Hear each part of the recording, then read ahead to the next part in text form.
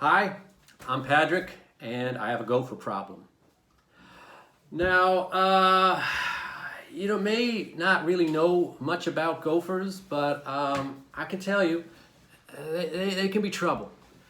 If you don't know what a gopher is, it's just a small, little furry creature. It's got like big teeth, lives underground, likes to do a lot of tunneling. The reason it lives underground is because it's a spawn of hell. That's right. It is pure evil. It destroys everything, and its appetite, it cannot be satisfied. It'll eat everything it can get its paws on. I saw it eat a tree once, I'm telling you. Now, the way that you know you got a gopher is these giant mountains of dirt suddenly start popping up all over your property, destroying your lawn and your garden. When we first got our gopher, it was more of a nuisance because we didn't have much of a lawn. If I saw a mound of dirt, I would just stamp it down, and pretty much the grass was brown and dead by July, so it wasn't too much of a problem there. However, then we started to plant flowers and vegetables, and that's when the gopher became a problem. You see, on one hand, the tunneling under the ground, it aerates the soil, it tills the soil, so that's a good thing. On the other hand, it destroys all the roots of your plants, and that's a bad thing. And also, now you get to wake up every day, and go outside, look at your beautiful garden, and notice there's an empty space where something used to be. And if you get closer to that, you'll see there's a little hole, and then there's a little stub of a stalk of a plant that used to be there. Now, I'm not talking about like bugs that just nibble on the leaves. No, the gopher, he gnaws through the stem and he pulls the whole plant down into his infernal depths to eat. And it's not the weeds. No. Heaven forbid he takes all the weeds. Oh, no. This is the stuff that you paid good money for and you were expecting a nice return on investment. Now, these are like tall, leafy plants we're talking here. And they would just disappear one by one. One day it's an eggplant. Next day it's a red pepper plant. The heirloom tomato was the hardest. It's like we were providing a private buffet to this critter. And he was just walking around, wearing his bib, carrying his little tray with him. I actually caught him trying to drag down a different tomato plant. It was about halfway into his hole. I grabbed it and I started to pull it back. And it was a pretty intense tug of war going back and forth. But eventually I won. I got it out. And we replanted it inside of a pot. And in case you don't know, tomato plants, they can pretty much grow roots anywhere on the stem of the plant there. Unfortunately, though, the next day, the plant itself and the pot were both gone. So, now, we're not cruel people here. We're not mean. We try to be nice to bugs and spiders we find in the house. We try to bring them outside, carefully. And it's not like having the gopher's head mounted above the fireplace was going to be all that impressive.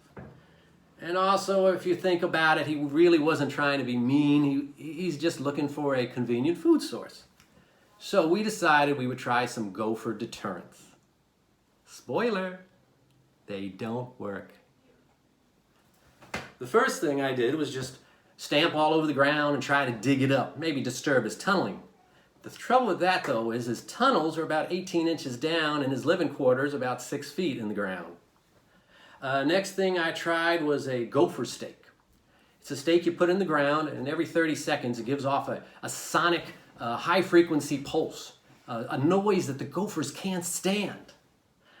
Unfortunately, our gopher seems to be deaf, because not only did it not bother him, but he also ate all the plants just around the stake. We also had read that gophers don't like strong smells. So anytime we saw one of his holes open up, we shoved in things like mint or rosemary. We put vinegar all over the plants. But all that did was give him a nice little dressing to add to his salad. My wife even tried red pepper flakes on everything. It didn't work. No. I guess he likes some spice. Know what I mean? Yeah. He had to go. We had 5 pea plants. And after every one of these attempts at dissuasion, one of those plants would disappear. When we were down to the last pea plant, I found a steel mesh screen and I put it around the plant, tried to make a fence around it. I figured that way if the gopher popped up, he wouldn't be able to gnaw through the steel. And it was too small inside for him to get up in there. So I thought at least one of the pea plants would be safe. Well, I went inside and about an hour later I looked out the window and I saw that something didn't quite look right. So I went outside to check and, well, the screen was there, it was fine, but the plant was gone. There was no hole in the ground. No. He had pulled it straight down by the roots like we're living in a Bugs Bunny cartoon. Well, like I said, he had to go, and it's not like the cats and the hawks and the coyotes in the neighborhood were able to do anything about this gopher. So first we tried just a catch and release. We wanted to relocate him, but he would never appear when we were ready. Somebody also said that maybe you should flood out the tunnels, which I tried. But I guess that takes a long time because nothing ever came out of that. Another suggestion was hit it with a shovel. Seemed a little too brutal for me. I thought about poison. The trouble with poison, though, is if the gopher eats the poison and dies, then a bird might see the dead gopher, eat the gopher, get poisoned and died, and then a coyote might see the dead bird, eat the bird, poison and dies, and then basically your ecosystem's gone. If you go online, you'll also find the gopher bomb, small little explosive. Just put it in the hole, it blows up the critter and the tunnels too. I'm sure nothing could go wrong with that. We finally decided to try this device that you hook to the exhaust pipe of your car, put a hose on the other end, hose goes in the gopher hole, and you just turn on the car. It did have a warning though. It said only to be used for the intended purpose, which basically meant don't use it for suicide, that's bad, but murder is okay. So we said, hey, we'll give it a try. I set it up and waited. Waited for the gopher to give me a hole to put it in. And it never appeared. The entire day, it didn't show up. Now this is a rodent who would appear every day, several times a day to grab some of our plants. And now, it doesn't show up at all. Like it knew something was happening. Like somebody had tipped it off. The next morning, though, when I woke up, I noticed one of the cucumber plants was gone. So I laughed at its final mistake. I set up the device, I put the hose in the hole, I turned on the car. In hindsight, probably using my wife's electric vehicle was not the best move. I then swapped out for our gas guzzler, set it up again, put the hose in the ground, turned on the car. About 20 minutes later, I pulled the hose out to check, and it seemed that someone had stuffed the end of the hose full of dirt. Somebody here was playing hardball. So I cleaned the dirt out, and then I wanted to make sure something was actually coming out of the hose, because you're dealing with a colorless, odorless gas here. I couldn't feel it on my hand, so I took a couple of whiffs. About 30 minutes later, my wife wakes me up and asks why I'm sleeping in the driveway. Well, I set it up again, I put the hose in the hole, and I gave it another 20 minutes, and I went inside, did some work. After 20 minutes, I came out, and I noticed the car had been turned off. Which is weird, because my wife had left for shopping a while ago, and the kids were watching TV. So I turned the car back on, and this time I watched it like a hawk. And not one of those hawks that can often see a gopher or its giant piles of dirt as it flies around.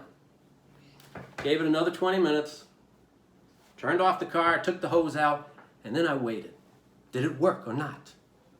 After a few hours, I noticed the gopher's hole had been covered up again, so it was still alive. I gnashed my teeth. I rent my garments. I looked over the instructions again, and it said that an older vehicle is more effective. Was my carbon monoxide too clean? I cursed California and its smog laws. There was another thing, too, in the instructions that said, do not rev the engine. Well, I had to. I had no choice. So I set it all up again, and I revved that engine. Oh, those RPMs were off the chart. Now, above the whine of the motor, I heard notes, musical notes filling the air. But it was not the Gopher's heavenly harp. Oh, no, no, no. It was all the gopher holes that exploded into the largest earth organ you ever heard. And I had seen the Carlsbad Cavern stalactite organ, so I know. So I shut down the car, and I said, you know, enough is enough here. I made sure that the thing on the exhaust pipe was as tight as possible. I got rid of the garden hose, swapped it out for a 3-foot hose. I wanted to make sure everything was going in the ground. I turned on the car, made sure something was coming out of the hose, shoved it in, covered it up, and I waited 45 minutes. Then I took the hose out, and I waited. Hours went by, days. The hole never got sealed up again. I had won. But it was a sad victory. After my madness had subsided, I even felt sorry for the little guy. Of course, that's until the next morning when I was awoken by a car's engine and noticed a hose being shoved in through my bedroom window. But that's another story.